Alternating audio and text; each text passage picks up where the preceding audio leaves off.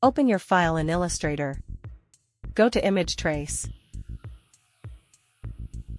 And from Preset, choose 6 colors. You can also open the Image Trace panel from here if you want. Under Colors, you can pick how many colors you want. More colors mean more details. If you'd like, you can switch the mode to black and white, then adjust the details with the threshold slider.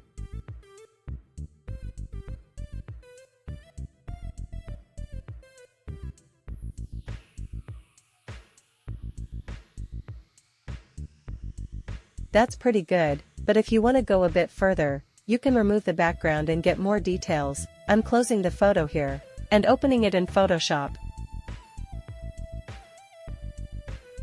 Select the subject.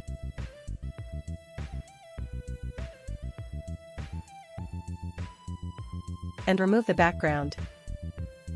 To send it back to Illustrator, right-click on the layer name, choose Quick Export as PNG, and save it.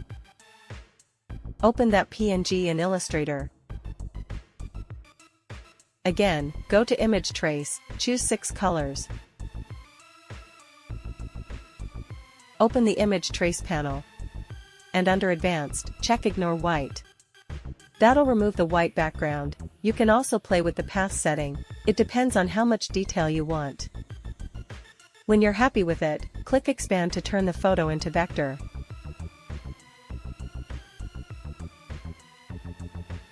Press Ctrl and Y to look at it in outline mode. You can change the colors too, if you want. If there's a picture you like the colors from, open that picture in Illustrator. I really like this color palette. With the Direct Selection tool, click on one of the colors on your subject. Then go to Select Same, Fill Color.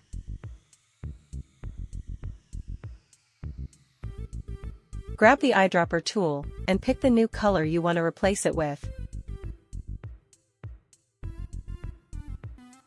Do the same thing for the other colors.